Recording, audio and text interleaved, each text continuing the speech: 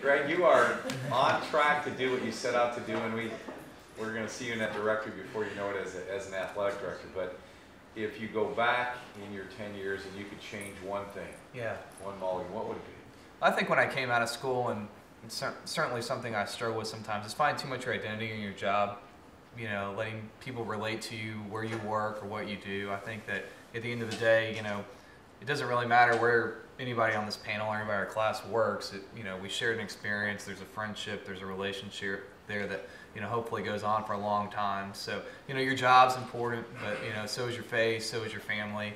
You know, there's a lot of other things that go on besides work, and it's hard when you come out of here because you've invested time and money in your education, and you've interned and you've done all those things. But, you know, just remember, at the end of the day, it's just a job, and, you know, you need to have balance in your life, because the only way you can really, I think, achieve your optimum output in your job is to, you know, have a good home life, have a good friendships, have some hobbies outside of work, because, you know, those are the people that kind of come in every day and have a good perspective and aren't just totally consumed and stressed out by work. And, you know, it's hard, but I think at the end of the day, you know, if I could do anything, you know, early on I was totally focused in on work, and maybe to the detriment of my wife's attention sometimes, and I look back and I say, I'll go to Bowling Green now, nobody would know who I was, nobody would know what we did with the radio network or the sponsorships, but my wife knows maybe sometimes I didn't spend enough time with her. So, you know, it's all, you know, kind of perspective on it.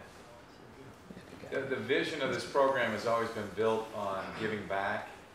You all have taken an hour of time out today to share your experiences and give back to our students, and we can't thank you enough.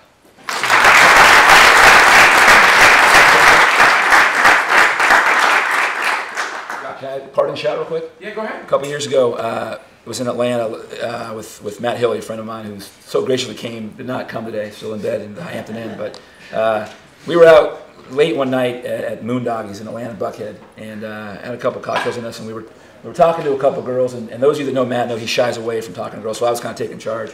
We're talking to this girl, and kind of, you know, throwing some game back and forth, and asking, what do you know, what's your story? And she's from Seattle. So what are you doing in Georgia? She said, well, I go to Georgia State, the graduate school, the sports administration program. I said, Georgia State? I said, what would bring you from Seattle to Georgia for a sports administration program? She said, well, it's the second best program in the country. Right there, I was like, yeah, that's just, yeah. I said, oh, really? I said, that's interesting. I said, what's the bet? Well, what's number one? She said, that's Ohio University. Matt and I just started chest bumping and kind of, you know,